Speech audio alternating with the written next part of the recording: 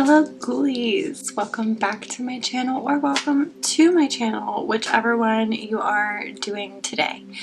Today we are going to be filming another spooky ooky video. Disclaimer, this was actually meant for Valentine's Day. It just did not get posted for Valentine's Day, so it's getting posted now because that's who I am. And this is what's gonna happen. This is a longer story. We're drinking some pre-made margarita from, I know it's from Publix. I have no idea what the brand is. I didn't bring the bottle back here, but when I tell you, it does the job. It does the job. For like pre-made margarita, it's really good. It's really strong though. It's like one bottle lasts me forever. I've had that in my fridge since like December, so we're drinking it today. We're getting the use out of it. Let's get started because this is a longer video and it's late and I want to go to sleepy sleep. I took a nap, so I'm a little awake right now, so this is going to knock me out and I am so excited for it. I'm gonna sleep so good tonight, so let's get started. Okay, so my eyes are already glassy, and this is why I say this does the job, because this is one glass in. All I did was my eyebrows and I primed my eyes. I already feel it. Like so sorry. I'm already losing it with this one. What is this? What? I don't know. I don't understand why this margarita is just it's ridiculous. St. Valentine's. Today we're going to talk about the St. Valentine's Day Massacre. This is a true crime paranormal combination. There is some setup to this story. That's where like a lot of the true crime stuff comes into play. And then the aftermath is a lot of the paranormal. If you don't want to see the paranormal, you can skip that when we're done with the true crime. So we're going to the Windy City of Chicago, 1920s. Gang violence was very prominent during this time, especially in Chicago in the 1920s. The 18th Amendment was the banning of alcohol, which had just passed during this time, so that caused a really big peak in crime. So organized crime became huge during this time. And then actually Chicago, the word underworld comes from how kind of Chicago operated with their organized and like secret crime. They built tunnels under Chicago, and that's how they would like transport everything, and that's like where the crime underworld kind of was created. So that's kind of interesting. So they basically created the black market. So obviously that kind of tells you this violent, like this, it was a big deal. Like this was really running rampant in the 20s for sure. So these gangs would participate in something called bootlegging, which was the illegal buying and selling of alcohol during the Prohibition era. So that's kind of how they would make money. That's how like the main things that they would do, other than like obviously the good old like prostitution and all that kind of stuff, gambling. Bootlegging was like their main source of like income. At this time, Chicago didn't have like a plethora of law enforcement. Law enforcement was actually not something that was very like prominent in the city, and the law enforcement that they did have, like that was there, were bad too.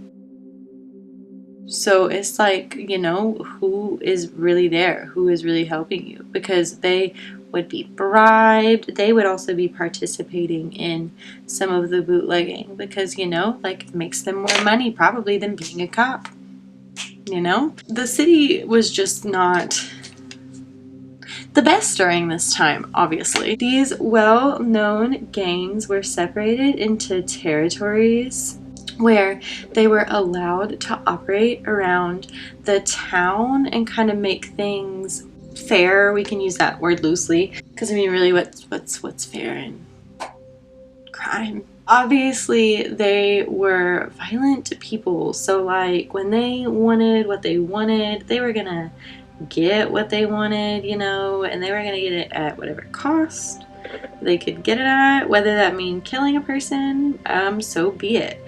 So they were pretty ruthless. Basically, all of these gangs wanted full control over Chicago. Like they all wanted to have the main rule of this crime world. So a man named Johnny Torrio, he decided that territories for everybody so it can make everything kind of run smoother and that nobody was going to kind of like attack each other. And then that's when the violence took a huge uproar between 1924 and 1935 across Chicago to gain kind of full control of the crime world. Let's learn about the players in this game.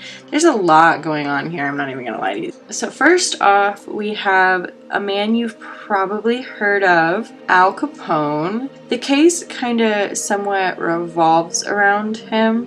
Capone took reign as the chief crime lord after Johnny Torrio was attempted to be murdered. He stepped down and Capone took his place, and that's when Capone kind of went power crazy. Like, he just wanted everything to be his. So Capone wanted like full reigns. He wanted total control over Chicago's crime territory. But we're just gonna call it the crime land because really at this time Chicago kind of was a crime land. Like, they ruled the city, if we're being honest.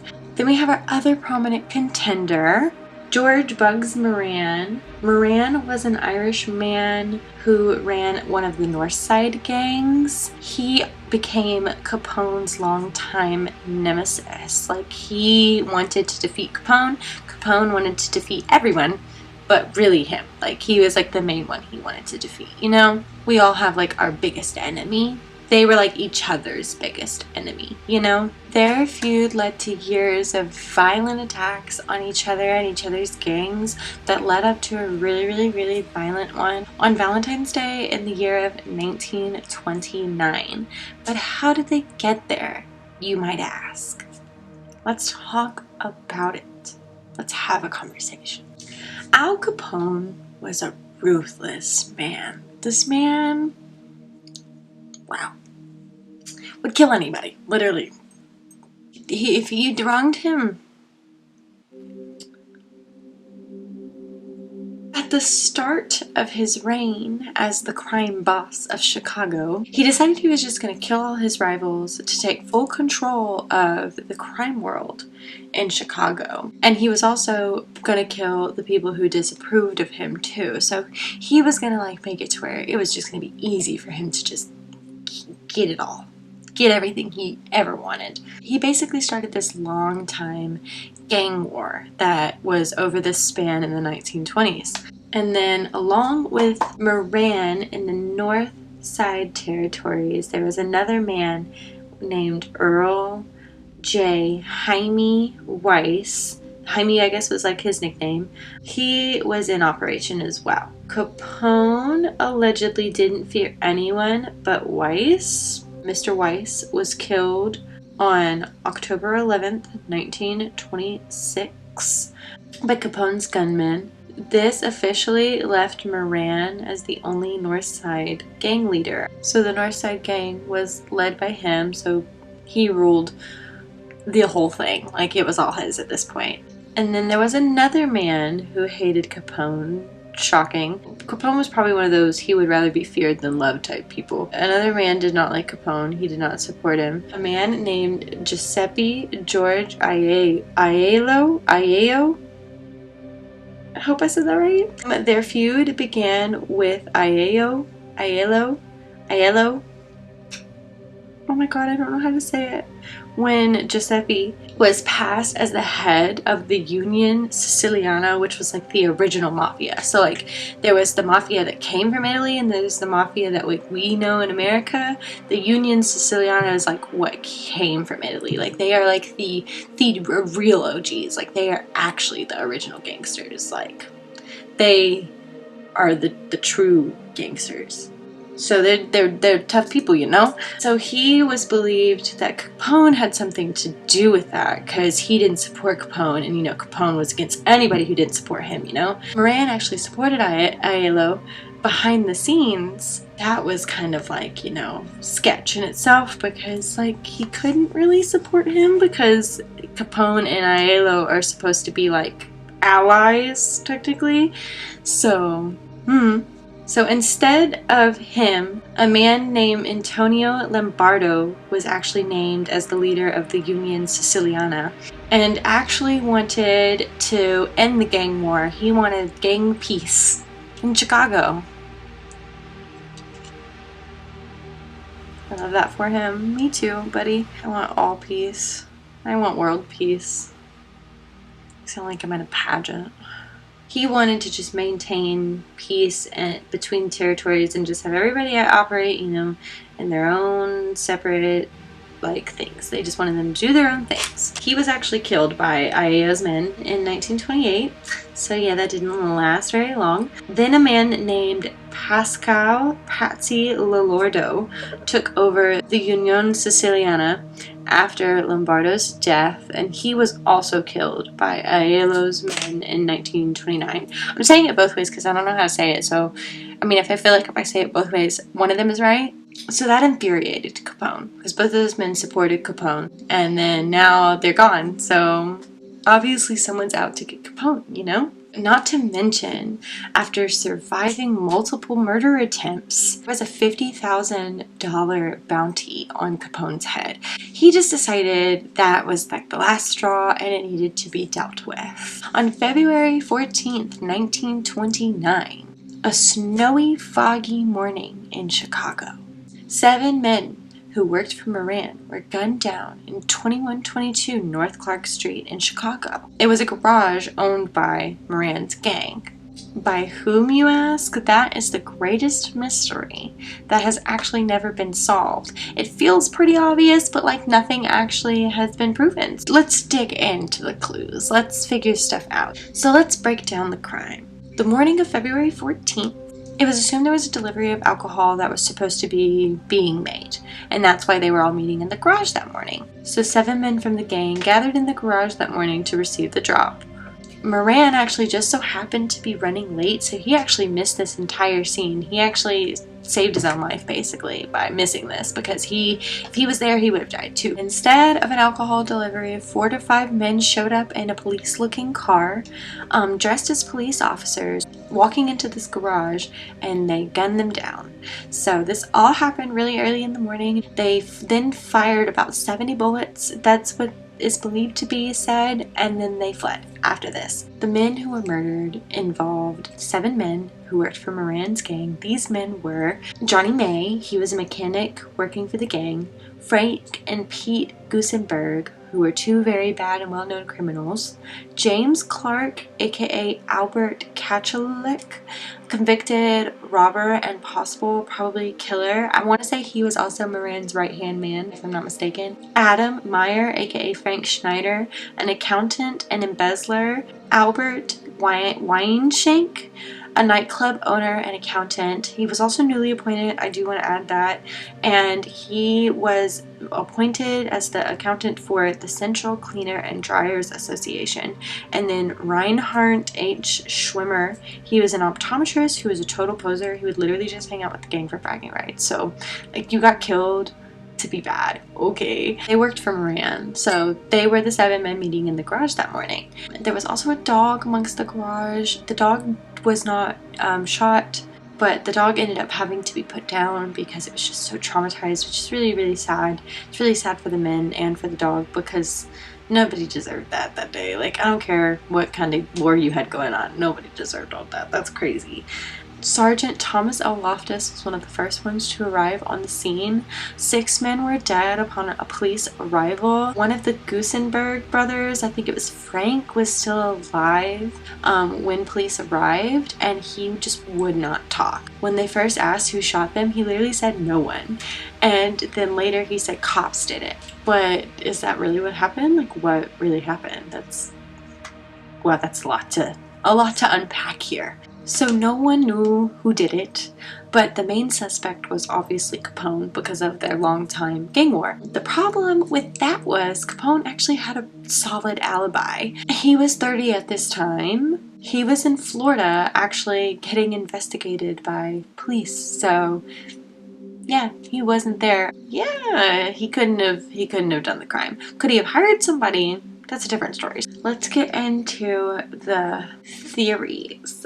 let's talk about the police did it theory first. This was actually really plausible in the beginning of the case because it was reported that the men entering the building were dressed as police officers, and then there were men waiting outside of the building dressed as police officers, and then they had a police-like vehicle. So it was kind of like, you know, like could be police. Like, who knows, you know? And then, like, the law enforcement already being corrupt during this crime surge kind of just made it even more plausible. And then plus multiple witnesses, like, agreed to this. Like, multiple witnesses claimed that this happened, that they looked like cops. It would have made sense because there was no sign of forced entry. Like, it looked like they were just let in. If they were cops, that would have kind of, it would have played along with it, like you would just let cops in. But police eventually came to the conclusion that they were just men in disguises as cops, like they weren't actually cops. So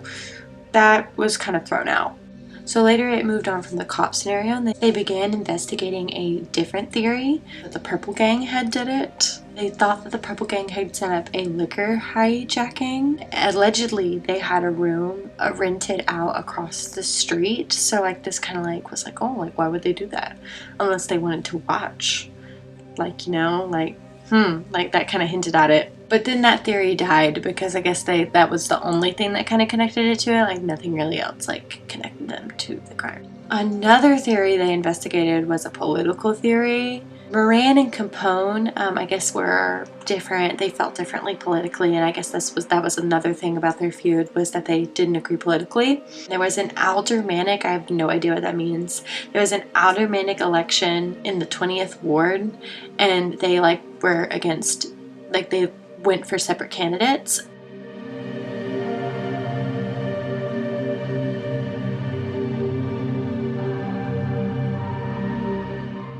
It also could have been to fight for control over the dry cleaning business. There was a lot of things that could have been the lead up to this crime, but like all of these theories kind of died. Like nothing was making sense.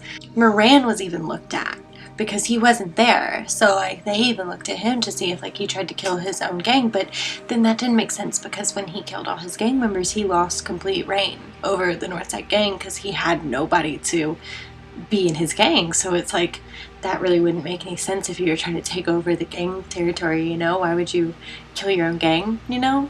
Later they actually did come back around to the police did it theory. Like they kind of suspected maybe a police officer was doing liquor business with them because allegedly there was one at the time. He had his order hijacked, so maybe they thought that it was like retaliation for that. There were too many possible motives, too many possible suspects that like everything just kind of like fell apart with this case. Like they literally couldn't figure anything out. But they didn't believe Capone was involved with it at this point because of his solid alibi. But like, I don't know. I think he had a lot to do with it. A later possible suspect, Jack Machine Gun McGurn, when police interviewed this man, he said, "Me, wired up in that gang killing? Don't make me laugh. The Gusenberg boys would have plugged me if they saw me from a block away." And then he also blamed the cops in this interview.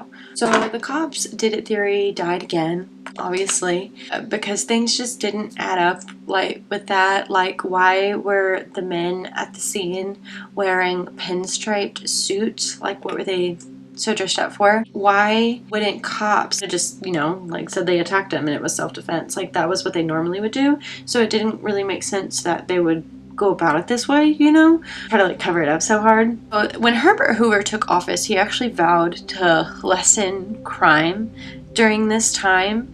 The first thing he was interviewed about was the progress on Capone's case and how he wanted to make a point with his arrest.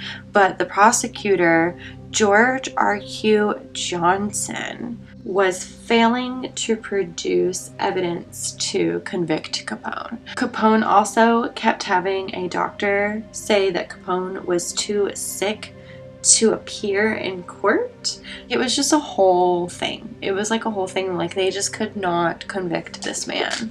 It was just becoming a challenge to, you know, arrest him. Prosecutors couldn't arrest Capone with no possible connection to the crime. Like that wouldn't work, you know? So he never got convicted for anything. Capone actually ended up getting arrested for something that was completely unconnected to the crime. He ended up just walking on the street with a firearm and they arrested him, and so he ended up going to jail for this because it was illegal to have a firearm in Chicago at the time. Law enforcement was kind of pissed though, because they were like, why didn't we just do that before? And like, why didn't we think about that sooner? But it kind of also didn't make sense because Al Capone also paid this officer $20K before he was arrested. Like, why would you do that? So like, none of it really added up. Capone actually ended up staying in jail for that. So like, he didn't get out for that. So it was kind of funny. Like, I basically feel like he kind of set himself up, but we'll get to that later. In 1935, a man by the name of Byron Bolton was already in jail at the time, and he wanted his time reduced, so he claimed he knew something about the massacre. So Burke and another man were named. Bolton claimed he was a lookout for the job. Capone ordered the hit to kill Moran. Bolton's story didn't add up though. One of the men he said participated actually had a solid alibi at the time, so it didn't really make sense. And then also, like, why would Capone send 4 men to do a 1-person job? Kind of also didn't make sense, didn't match Capone's MO. And also, Capone really wanted Moran dead. He would have just like literally gone to his house. Like, he wouldn't have done that. If he didn't kill him, he would have killed him. Like, none of it made sense. He would have reordered the hit, you know? This story ended up getting printed from this interview that like just didn't make sense, and this actually caught the attention of a man named Frank T. Farrell. Frank Farrell wrote a letter to Hoover with an explanation of like what the crime could have actually like been about that actually made a lot of sense. Like, there was a lot of connections to this crime and another crime, so let's get into this. So this letter was actually still ignored despite making a lot of sense. So this letter was still really odd despite making a lot of sense, because at the start of the letter he claimed to be doing private investigation for the case, and then he never mentions it again. Like, it's super weird. But Farrell connected the crime to a bar fight and shooting of a man named William Davern Jr. Davern Jr. was the son of a police sergeant. In November of 1928, he claimed that this was the key to the mystery. Davern was in the kitchen of the C&O restaurant in Chicago on North Clark Street, aka a popular gang hangout at the time. He was shot in the stomach after a fight erupted in the restaurant. He was loaded into a vehicle and he was dumped in the corner of Rush Street and Austin Avenue, which is now known as Hubbard Street.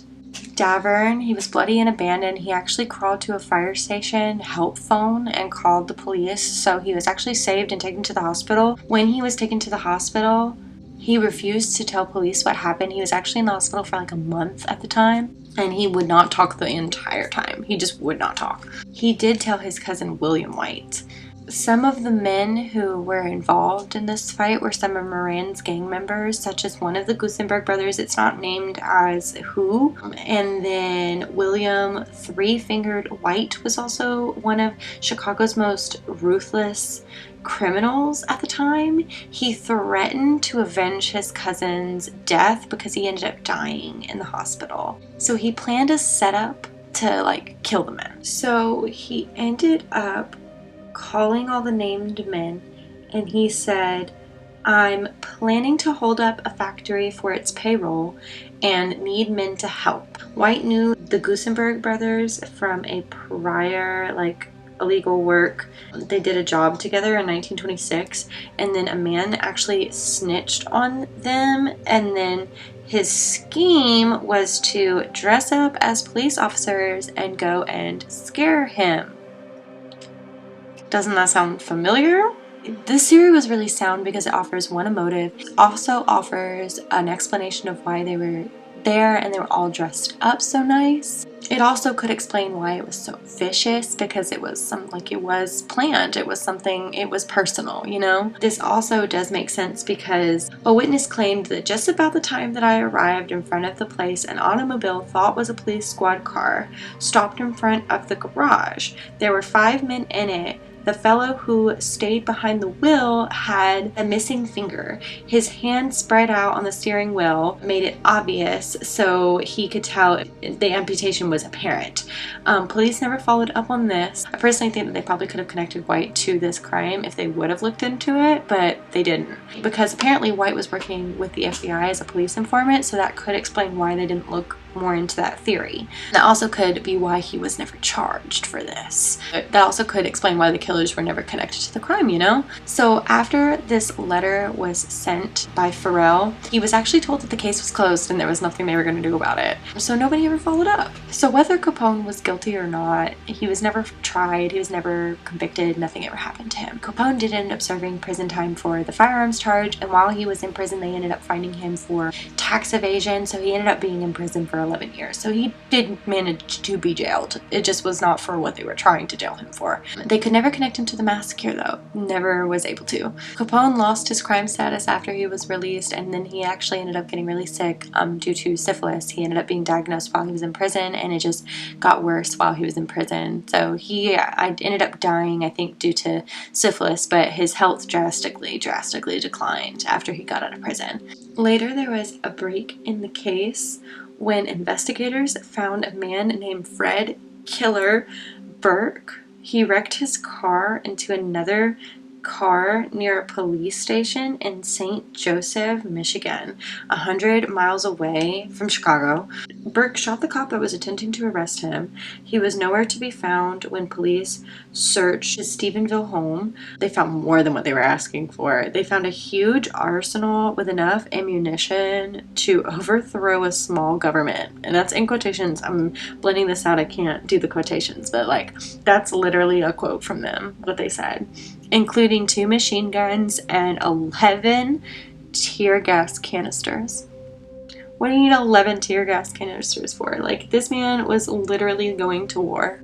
A man named Calvin Goddard was eventually assigned to the case because there was a lot of police corruption, so they brought an outside presence in, and this was the outside presence. He invented basically what the study of firearms and ballistics is today, and how they leave a unique characteristic when fired from a specific gun to connect it to the gun. So he created that. He was actually given 70 bullets from the crime, so I think that was all the bullets from the crime. I want to say it was like 70 to 90, everything said, but the majority number was 70. So he was given 70 bullets from the crime scene to determine if the bullets were shot from the police, and that came back negative. They did not match that. They actually ended up using the idea of his crime lab that he used to figure out if the police were involved. That actually ended up creating the FBI later, so fun fact about that. But he did ended up figuring out that the bullets matched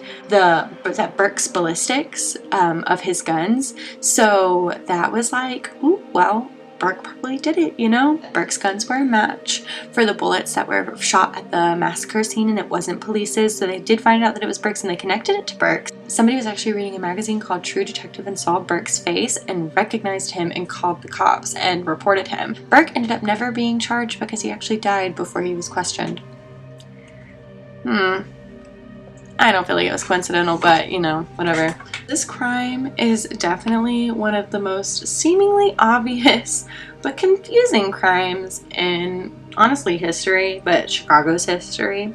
But let's get into the spooky stuff now. So for starters, when Capone was in prison, his health drastically declined because of the syphilis. He did die shortly after his release, actually. He was not out long after his release before he passed away. But during his prison time, people would claim to hear begging and screaming coming from his cell, begging somebody named Jimmy to go away and leave him alone, while he was alone in his cell, so he was yelling at absolutely nobody. There was also, after his release, there was a short time that he was staying in the Lexington Hotel. His bodyguards would have to burst into his room because he would be screaming for somebody to leave him in peace, and then when they would come in, nobody would be in there.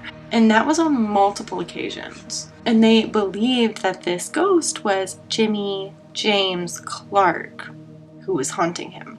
Capone's driver also claimed that he saw a ghost. He walked into a room and saw a dark, tall figure standing near a window. He asked the figure to identify himself, and then the figure literally went behind a curtain and vanished. Like, how freaking spooky. And so they contacted a medium after this to try to get rid of the spirit with absolutely no luck. There's also spooky encounters at the crime scene. First off, the garage was demolished in 1967, but before that it became a thrift store for a short amount of time. And people really didn't come there, obviously, because they knew the history, but I don't think the people who made it the thrift store knew the history, so you know how that goes. So after it was demolished, it became a nursing home, but the land around it produces a feeling of grief and anger. Even on North Clark Street itself, it just has this feeling of just grief and just anger surrounding it. In the nursing facility, there has been paranormal encounters. A woman had to be moved out of her room because she saw a man that she claimed looked like a gang member in a fedora and a pinstriped suit standing in her room. And that sounds like how they were dressed similarly at the shooting. And then another elderly man ended up kind of describing a very similar thing, and he was very upset about it too. So that was spooky. To the left of the massacre area, there's one building from the original time that still stands, and in that back alley you can hear phantom Tommy gun shots, and you can also hear dogs howling. You can also hear people talking apparently, but I'm not sure how true that is, but I know the Tommy gun and the dog howling is more often reported than the men talking, but apparently that's something you can also hear.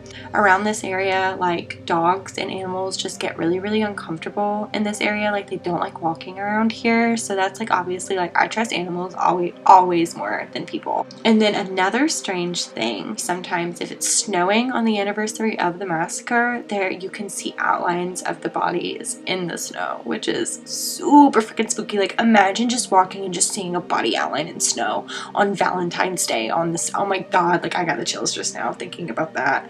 The last little bit of lore from this case comes from the bricks that were located at the crime scene. When the garage was demolished, the bricks were taken and they were sold to a man named George Patey. George Patey ended up opening a 1920s themed nightclub. This was in I think the 70s, and he used the bricks from the massacre in the men's restroom.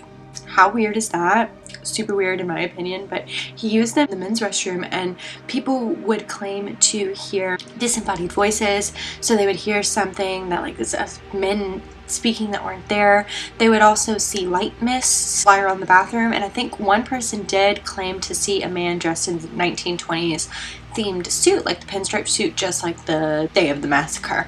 This 1920s themed bar ended up shutting down, and then George Patey ended up selling the bricks one by one individually, and people who would come into contact with the bricks would experience really bad luck, sometimes even death, disease, divorce, things like that. Just bad things would always happen when you were in possession of the brick, and then as soon as you returned the brick, it would stop. It would all stop. They were sold for more than $1,000 each, but they were returned every single time. So that was very short-lived. And then after that, there's pretty much no other encounters other than encounters at the scene. And that is kind of the end of this lure of the St. Valentine's Day massacre. I will say one other, if you just want a little bit more ghostly story, I did read, this kind of wasn't really necessarily connected, but I thought it was interesting. Capone actually haunts his grave.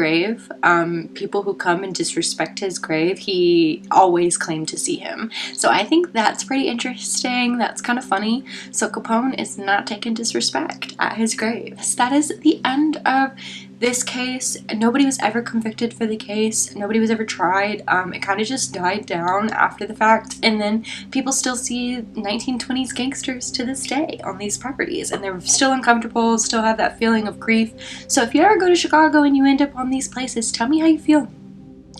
I'd like to know. I guess there was just so much negative energy just trapped in the scene that it just kind of stayed over time, and it just never will go away. It's just one of those things that's just kind of stuck with it. Probably will never leave the scenes. I would love to hear what y'all want to hear. If you want to hear any more spooky ooky videos, I would love to hear y'all's suggestion. If y'all have anything that you want to hear specifically, definitely feel free to tell me. I would love to know.